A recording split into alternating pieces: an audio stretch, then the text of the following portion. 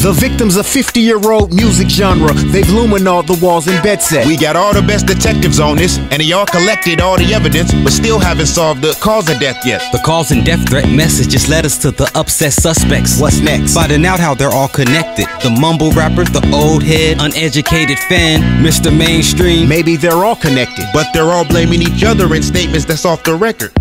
Mr. Mainstream said, it wasn't me, my record companies gave him the radio plus TV, took him from the street with upfront money plus the machine, and all we wanted was 100% of his publishing. but he was drowning in debt, that's how you stole control. Yeah, you drowned him, watered him down, stole his soul. He threatened to go independent, that's when you told him no, so you killed him. But the mumbler's the one who wrote his songs.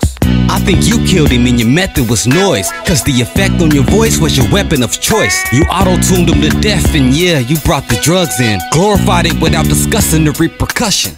It wasn't me, man, that's on the nigga mama. My irresponsible hits made him the biggest genre. Cause you went and conjured a scheme with Mr. Mainstream, made it all about bling, then killed him to make green. Okay, there might be one or two connections there, but the other two suspects in there got something to do with this mess. Well, yeah, the one who knew him the best. Let me guess. Yep, the old head. But the uneducated fan? She spent the most bread on the victim.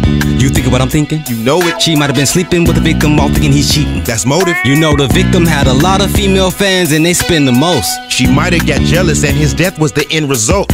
We only kicked it for a second. He left me a little voicemail email, but I never listened to the message. He wasn't anybody I even cared to get to know. I just like to turn up with him at the show. Well, did you know the mumbler in Mainstream made him a limelight addict? So every time you turned him up, you just applied that habit? I think you helped him kill himself, you should've learned him instead. If all y'all did was turned up, that's how he turned up dead. You killed him in that room we found him in, you couldn't let him go. You trapped him and starved him to death, you wouldn't let him grow. You didn't like what he was becoming and you let him know he wanted to be outside that box, you told him hell no. He killed himself, man, that's how he fucking died. When he crossed over to the other side. He was a public enemy, now he in fucking skinny jeans. He probably OD'd, him and the mumbler sipping lean. Okay, let's see if we can connect the dots. The old head was the most upset. Yeah, he was extra hot. He's the one that left the threatening messages, referencing the rest of the suspects that led us here trying to guess the plot. What did he say in the message? You're gonna die with the fan, mumbler, and Mainstream. Is that a threat or not?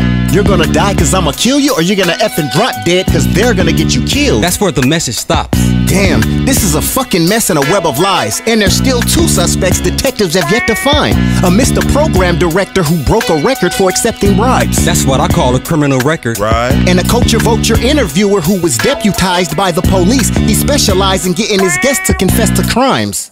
He broke the law of real hip-hop. But you're the lead detective on this. Who you think killed hip-hop?